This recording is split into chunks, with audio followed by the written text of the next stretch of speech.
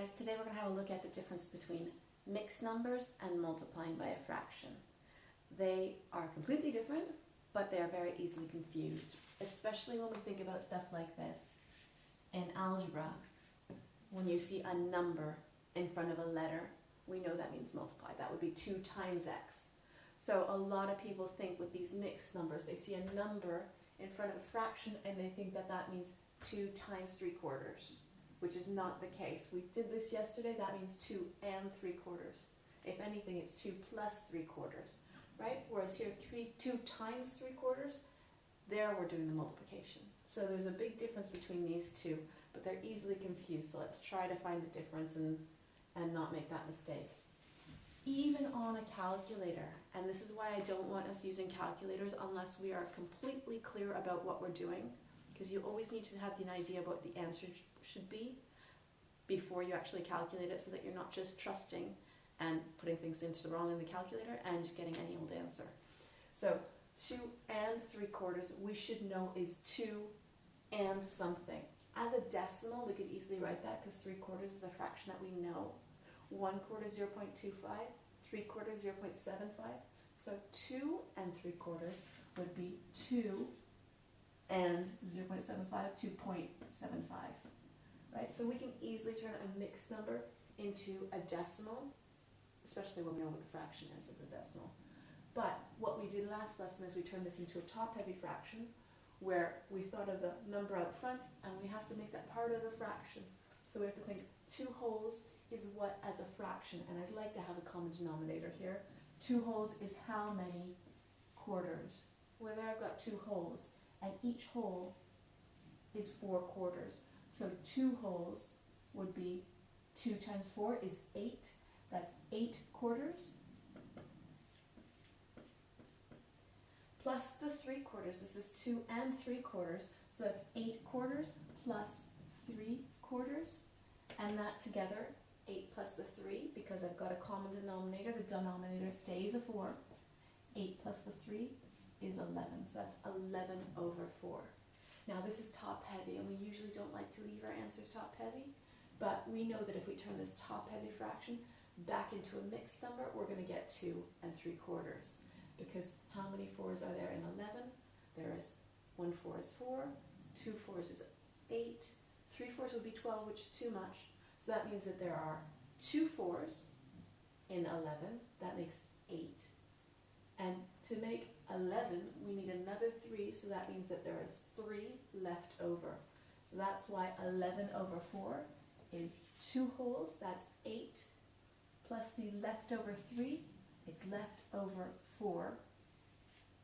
11/4 is 2 and 3/4. So we've gone from mixed number to top heavy, we've gone from top heavy back to mixed number, but that's what we did before. We're not doing that today.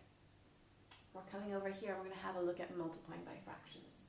So if I've got 2 times 3/4, not 2 and 3/4, and we'll have a look at how that can get confused maybe in another lesson, maybe a bit later.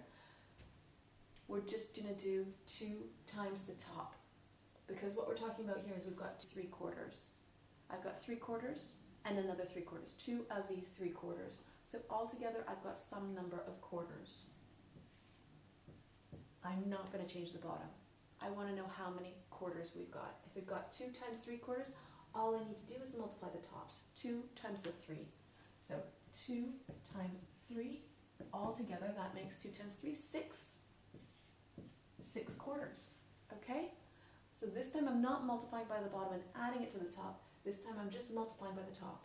Okay? 2 times 3/4 is 2 times 3. That is 6/4. 6/4.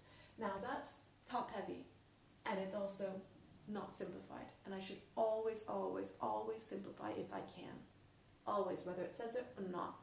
So looking at the 6/4, let's first make this a mixed number. How many 4s are there in 6? 1 4 is 4, 2 4s is 8. That's too much. So there's 1 4 in 6.